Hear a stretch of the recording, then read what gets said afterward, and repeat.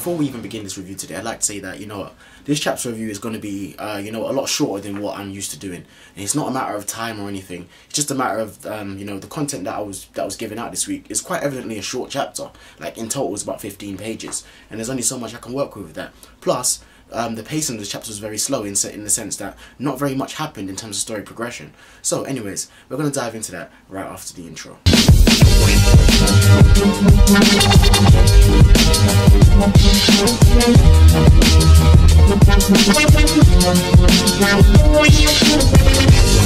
Now that we're into the review, I'd just like to say, you know what, I told you so. The amount of people that disagreed with me, the amount of people that didn't believe me when I said that, you know what, the person in the sky coming down was Ichigo.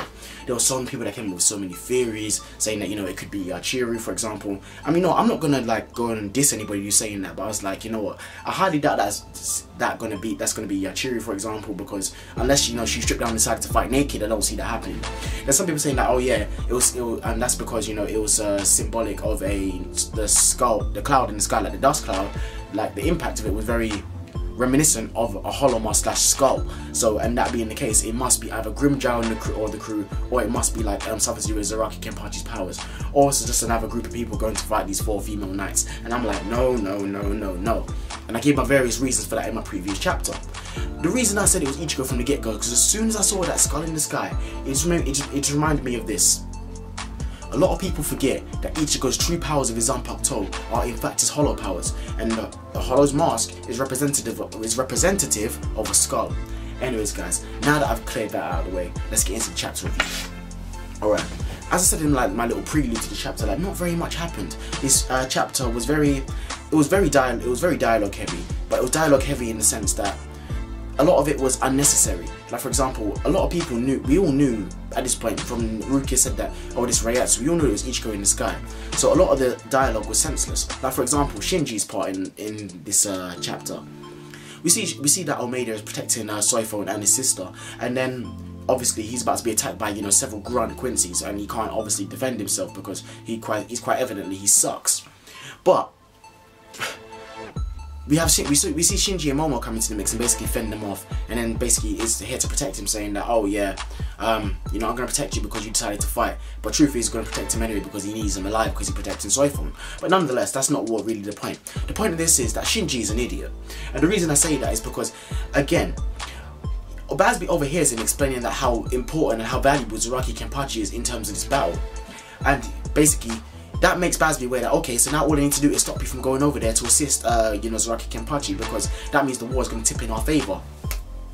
Someone give Shinji 20 donut points, please, because I swear, this is the 3rd time in this series where his loud mouth has gotten him into some trouble or put him at a disadvantage. Alright, case example number 1. Sosuke Aizen reveals a Shikai, tells him exactly what it does, so all Aizen does is adapt his Shikai to be able to counter it. Case example number 1, 10 donut points. Case example number 2, I give him 5 donut points, because he explains to Bambietta that, you know, what his power does, how it inverts things, blah blah blah. So she's like, okay, I'll spam my bombs everywhere. One of them is bound to hit you. 5 donut points. Case example number 3 in this latest chapter, his loudmouth gets him into trouble again, in the sense that, oh yeah, now I know, now Bazby knows that I just need to stop you here and now, so you can't go and assist Zaraki Kenpachi, because obviously you as a captain are powerful enough to be able to assist him. 5 donut points, 20 donut points in general. If this guy gets 10 more by the end of the series, I'll write him off as a character and just say that he sucks. I'll even dedicate a video to saying that Shinji sucks. Anyways, let's move on into the chapter. Well, what's left of the chapter anyway. Okay.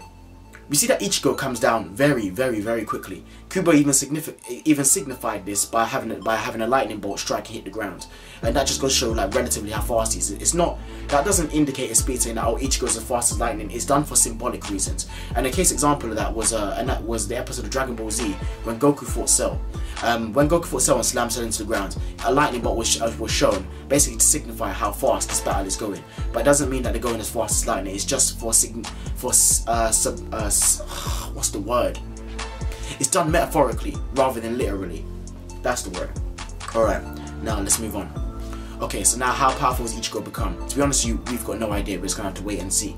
A lot of people are gonna make guesses and speculations that, you know, oh, he's gonna be able to, you know, basically wipe out everybody. He's gonna be able to take down Juha, all of that good stuff. I'm gonna say no. And the reason I'm going to say no is this. It's because, okay, yes, Ichigo is very powerful. We've seen that before this arc, he was powerful enough to take down Aizen in, you know, like his, final Hogyoku form. So yes, Ichigo is very powerful. We know that Ichigo's had the power increase, and this power increase is of a significant magnitude, and the magnitude can be judged by how powerful Renji and Rukia have become in comparison to what they were before. Because quite evidently before, Renji and Rukia sucked, but now they have surpassed the level of captains, so that is obviously a significant power increase. But when you take somebody like Ichigo, who is already beyond the level of a captain, how much more powerful has he become? We don't know. But all we do know is that in his Shikai state, he's quite evidently able to move. Kubo has had to illustrate his speed by using lightning as a symbolic message. So that means that his speed is at least, you know, relative to the level of his Bankai previously. We don't know how fast that was because it was never quite illustrated in miles per hour or kilometers per hour. So I can't give you exact figures. I'm not going to go out on a limb and say something stupid and retarded like that. Anyways, so we know that Ichigo's become significantly more powerful. Also, we see that he's become so quick to the extent where I'm so used to Barbietta being the lead, where Candice Catnip, Star Knight T and her crew can't keep up with his movements as he approaches Zaraki Kenpachi. So what does that mean? That means that if they were ever to get in a fight, which I called in my last chapter review, which several other reviewers have called, they would be sorely outclassed and outmatched. And we quite evidently knew that.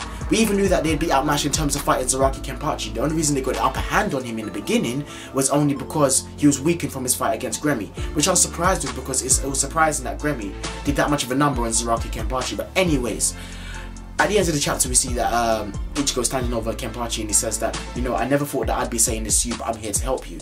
And I called this in my last chapter review that this would be the moment where Ichigo is basically repaying his debt to Zaraki, where Zaraki saved his life when Espada number 5,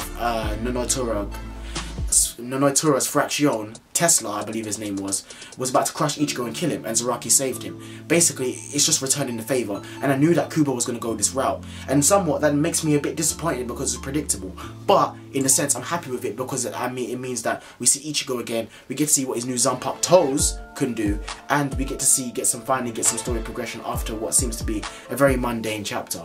Now, can Ichigo defeat Juha? I highly doubt it. I personally think it's going to take more than what Ichigo can do to defeat Juha. Yes, I will reserve my judgment to an extent because we don't know what Ichigo can do. Yes, Ichigo's learned the name of his Zanpakuto and he's obviously going to have new powers. And I hope he has more than just Getsuga Tenshin, which I believe that he will have now. So, with that being said, I don't know what his powers are, so I'm going to reserve my judgment slightly, but based on the power scale that Juha has been able to portray at this current moment, I don't think Ichigo's going to be able to defeat him on his own. Once these Star Knights are going to be defeated, because these Star Knights are going to be defeated, the power of all 25 Star Knights, because I don't see Hashwell dying, so there's the power of at least 20 Star Knights, plus his own unique powers of themselves, and Yamamoto's Bankai, which is a force to be reckoned with on its own. I personally don't think Ichigo is going to be able to handle something like that. Not on his own, unless the new powers that he's going to showcase are just completely out of this world and mind-blowing. I think it's going to need to be a joint effort, kind of like what the captain tried to do against Sosuke Aizen, but obviously in a more effective manner. Anyways guys, I believe I've rambled on enough. I hope you guys have enjoyed my chapter review, and yes, I'm back. I'm in London for a week, so I'm going to be having more videos out. But anyways guys, it's your boy Shimigamates, aka your Captain X. I'm signing out, and as always my people, take care and peace, and I hope you've enjoyed my chapter review. Keep it 100. Oh yeah.